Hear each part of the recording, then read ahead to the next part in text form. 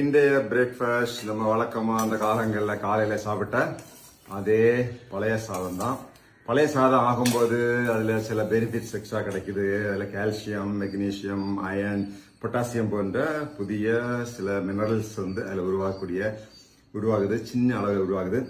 So அது ferment ஆகிறதுனால ஏற்படக்கூடியது. அது ஒரு நல்ல அட்வான்டேஜ். இருந்தாலும் அது கார்போஹைட்ரேட் தான், கொஞ்சம் அது உப்பு போடலாம்.